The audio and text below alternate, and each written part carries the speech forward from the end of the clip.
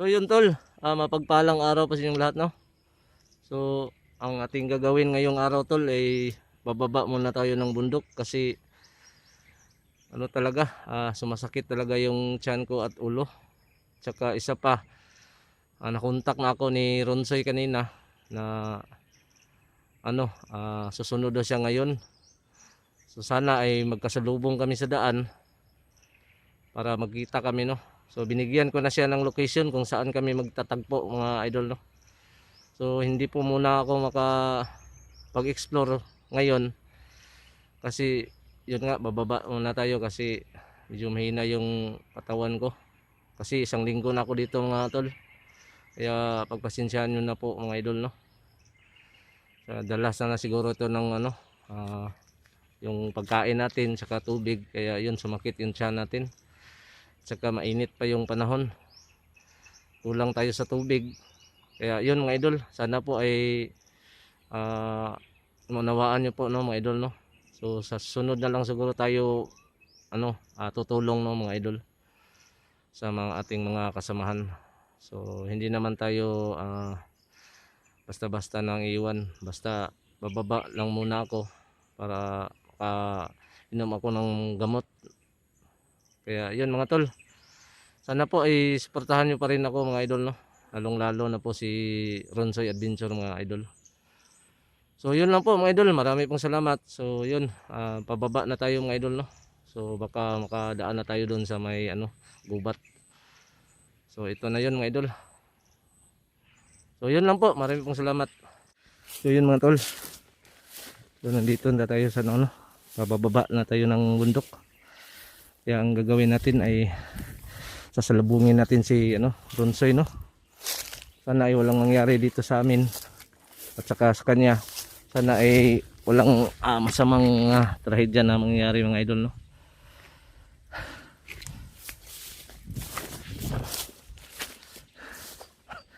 Medyo malayo pa yung puntahan natin tol.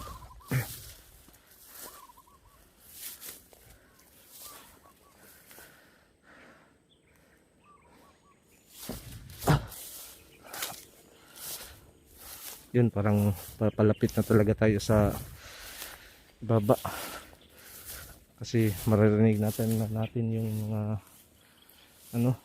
mga sasakyan.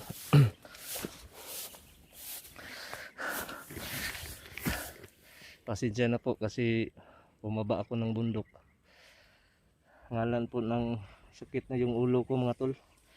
Siguro kung sa Bisaya pa to mga tol, pasmo na ni ba, kasi mag-anim na araw na ako dito o isang linggo na ba. Kaya yun, saka wala tayong sapat na pagkain, kaya bababa muna tayo para pagbalik natin marami na tayong dalang pagkain at saka mawala na tong sakit ng tiyan ko mga tol. Baka na to, nung sa Bisaya pa mga tol, panuhot na ni ba at ay tarong tulganan. So yung mga dala kong gamot ubos na, kaya pagpasensyahan nyo na po. So humihingi po ako ng pasensya po sa inyong lahat, no, na sana ay maunawaan nyo po ako mga idol. So huwag po kayong mag-alala, ibabalik po ako kagad pag ma-okay na yung pakiramdam natin, no. Ayan mga tol, oh.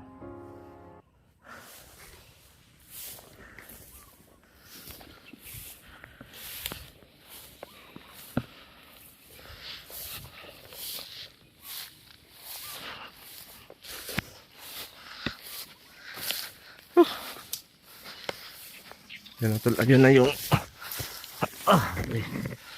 ayun na yung gubat tol. Kita na natin yung gubat tol. So malapit na tayo, no.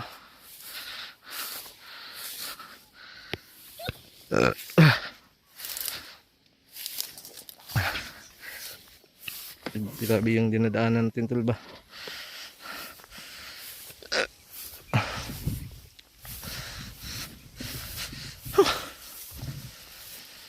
Kung hindi lang sumakit tong tiyan ko tol at ulo, hindi talaga ako bababa tol. Ngayon pa lang bababa na talaga tayo para maka-recover yung katawan natin ba.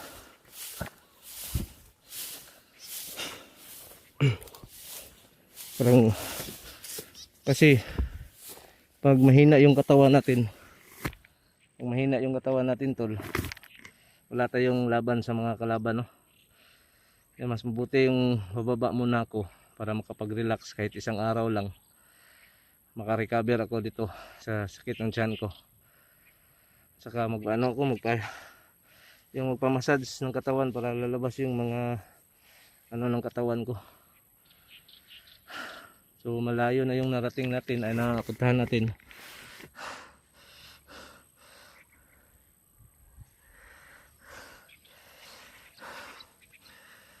So doon tayo kanina. Diyan tayo kanina, tol. Diyan. Saka dito, tol. Dito. So maririnig na talaga natin yung tinig ng mga sasakyan, no? Mga motor. So talagang papalapit na tayo. So iwan ko lang kung saan na banda si Ronsoy, no? Sana ay magkasalubong kami para mapagsabihan ko siya na yung area grabe ka critical. So hindi man natin nakita sila, yung mga kasamahan natin na nabihag, at least nakatulong man lang tayo man lang tayo, tol, no, sa pamamagitan ng pagsugpo ng mga kalaban bandido. At least nabawasan natin sila, no. So yun mga tol, sana ay walang mangyari sa atin ngayon at ipag-pray nyo na lang po ako saka yung mga kasamahan namin na tumulong, kasi grabe talaga yung area, mga tol. Hindi talaga basta-basta papapasukin mo, napaka delikado talaga. Kaya yun mga tol, no. So habang maaga pa ay bababa na tayo para hindi tayo abutan ng gabi.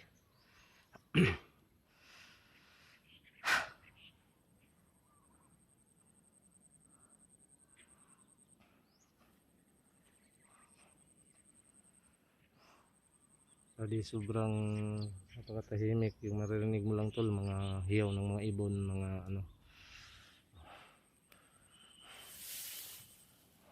insekto. Yan, tol, nandito na tayo, tol, sa area.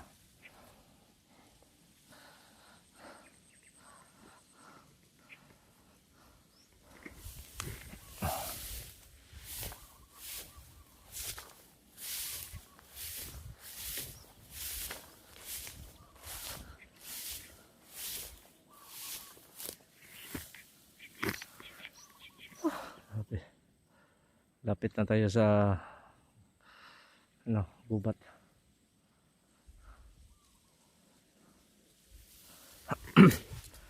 Pag makarating tayo sa gubat, yun, malapit na talaga tayo dun. Sana dun kami magkita ni Ronsoy, kasi yun yung location na binigay ko sa kanya na gubat. Dun kami makita ng last naming last kong explore, yung gubat na napakaraming kalaban, yung biglang nawawala yung kalaban. Sana ay magkita kami doon, no? Kasi doon yung exact location na binigay ko sa kanya. Kaya sana ay unawaan nyo po ng mga idol, no? So yun mga tol, yan. Sobrang napakainit talaga, tol. Buti na lang ay yun, wala na yung araw. Hindi tayo basta-basta na bababa kasi alam natin na marami itong patibong. Kasi marami ng mga kasamahan natin na sumunod, pero grabe yung mga kalaban na nakaharang. Kaya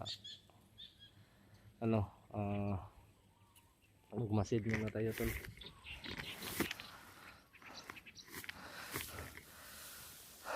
Sana po ay walang mangyari sa atin na masama. So yun, tol, pag magpapatuloy na tayo, no, sa area.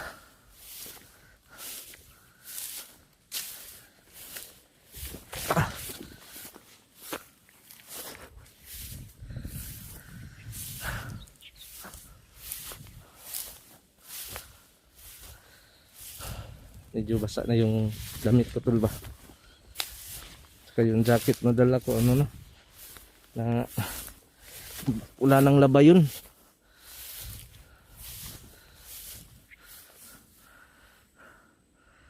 Ano to? Bakit may ano dito?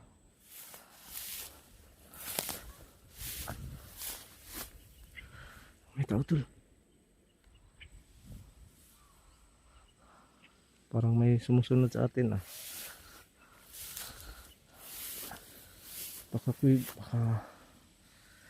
yung lungga nila dati tol.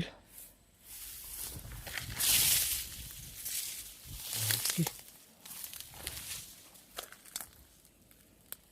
Ang sinita ba?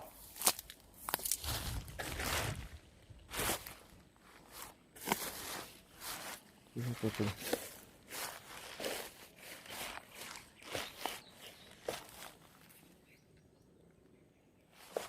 Tulo. Parang uulan na tol ba?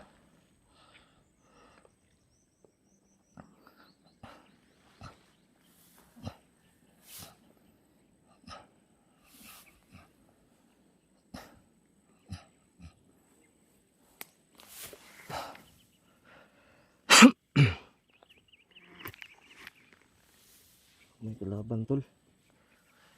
Parang may kalaban doon tol. Parang may nagtatago dyan tol ba? Dyan tol, parang may nagtatago dyan tol. Tingnan natin tol. Kalaban ba to tol? Kunin ko muna yung baril ko tol.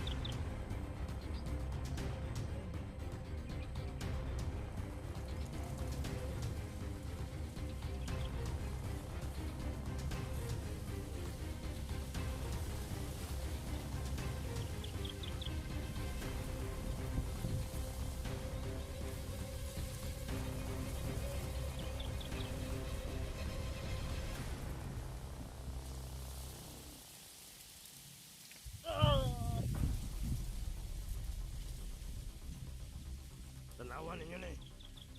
Tingnan mo ni. Uy, ganyan yung soba doon. Awan ta. Awa ninyo ni. Awa ninyo. Awa. Awa na po patay. Agad moron.